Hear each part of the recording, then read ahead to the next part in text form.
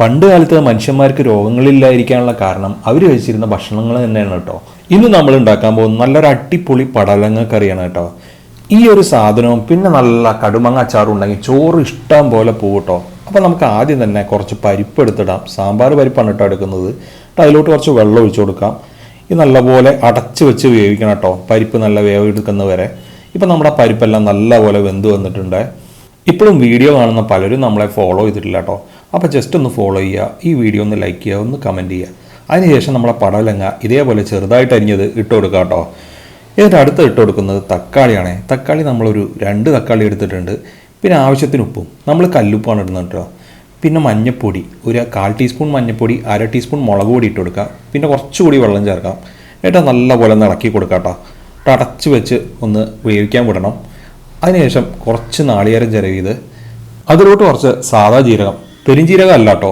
എന്നിട്ട് അത് അടച്ചു വെച്ച് നല്ലപോലെ പേസ്റ്റായിട്ട് അടിച്ചെടുക്കണം കേട്ടോ. ഇപ്പം നമ്മളെ പച്ചക്കറി എല്ലാം നല്ലപോലെ വെന്ത് വന്നിട്ടുണ്ടേ.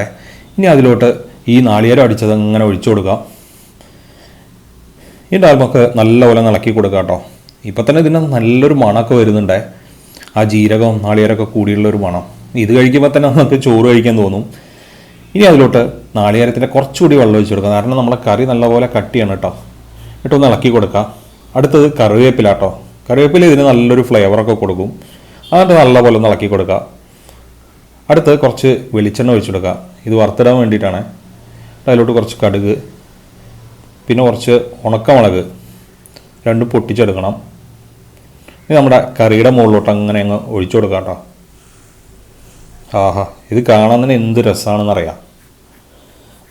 ഇതിനോടൊപ്പം മെയിനായിട്ട് ഞാൻ പറയുകയാണെങ്കിൽ വേണ്ടത് മീൻ പൊരിച്ചതും പിന്നെ ഒരു കടുമാങ്ങയൊക്കെ ഉണ്ടെങ്കിൽ ഉഷാറായിരിക്കും, നല്ല ടേസ്റ്റ് ആയിരിക്കും കേട്ടോ. അപ്പോൾ എല്ലാവരും ഈ സംഭവം ഒന്ന് ട്രൈ ചെയ്ത് നോക്കുക. എളുപ്പത്തിൽ ഉണ്ടാക്കാൻ പറ്റിയൊരു സംഭവമാണ്. അതും ഇതിൻ്റെ ടേസ്റ്റ് അന്യായ ടേസ്റ്റാണ്. അപ്പോൾ എല്ലാവരും ട്രൈ ചെയ്യുക. പിന്നെ നമ്മളിന്ന് ഫോളോ ചെയ്യുക. ഈ വീഡിയോ ഒന്ന് ലൈക്ക് ചെയ്യുക, ജസ്റ്റ് ഒരു കമൻറ്റ് ചെയ്യുക.